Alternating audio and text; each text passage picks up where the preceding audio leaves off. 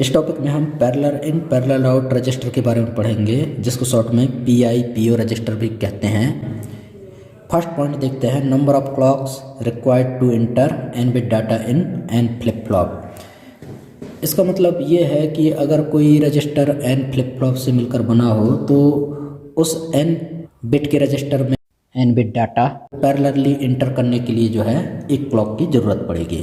Second point देखते हैं, number of clocks required for output n bit data in n flip flop.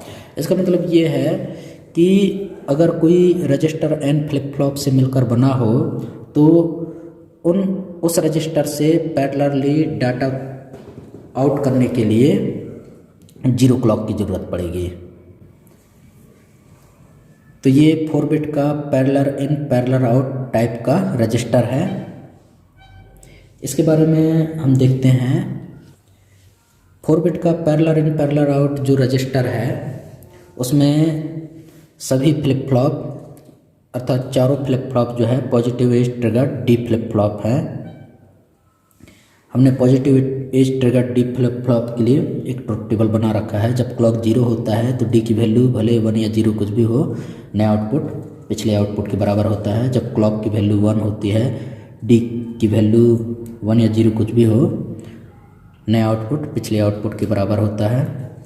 जब clock negative as प्राप्त होती है, डी की वैल्यू 1 या 0 कुछ भी हो, नया आउटपुट पिछले आउटपुट के बराबर होता है। जब क्लॉक पॉजिटिव एज प्राप्त होती है, अगर डी की वैल्यू 0 है तो नया आउटपुट 0 प्राप्त होता है। जब क्लॉक पॉजिटिव एज प्राप्त होती है और डी की वैल्यू 1 होती है तब नया आउटपुट 1 प्राप्त होता है। इसका मतलब ये है कि किसी पर्टिकुलर क्लॉक में डी फ्लिप फ्लॉप में जो इनपुट दिया जाता है वही आउटपुट में प्राप्त होता है। हमने फ्लिप फ्लॉप को इनिशियली इरेज्ड माना है। इरेज्ड मतलब Q3 की वैल्यू 0, Q2 की वैल्यू 0, Q1 की वैल्यू 0 और Q0 की वैल्यू 0 होती है। और सभी फ्लिप फ्लॉप को जो है एक कॉमन क्लॉक से कनेक्ट कर दिया गया है। इसका मतलब ये है कि प्रत्येक क्लॉक में सभी फ्लिप फ्लॉप का आउटपुट एक साथ चेंज होगा। Q3 की वैल्यू 0, Q2 की वैल्यू 0, Q1 की वैल्यू 0 और Q0 की वैल्यू 0 है इनिशियली। इनपुट में 4 बिट डाटा 1 1 1 1 है। 1 1 1 1 ये इनपुट डाटा है।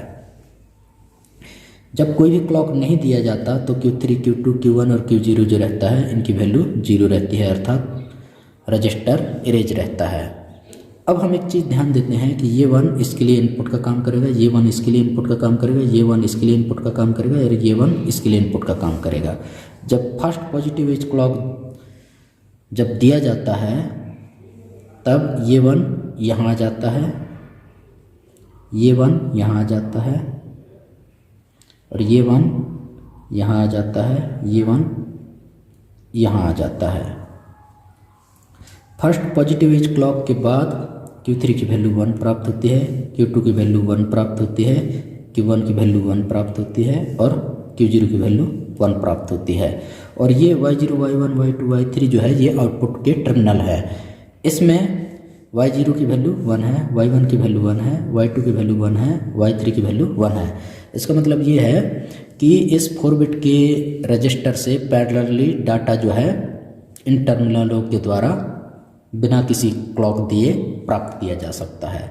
इस पूरे ऑपरेशन में हम देखते हैं कि 4 बिट के डाटा को इस रजिस्टर में एंटर करने के लिए सिर्फ एक क्लॉक की ज़रूरत पड़ी और आउटपुट में इन डाटा को प्राप्त करने के लिए जो है हमको 0 क्लॉक की ज़रूरत पड़ेगी।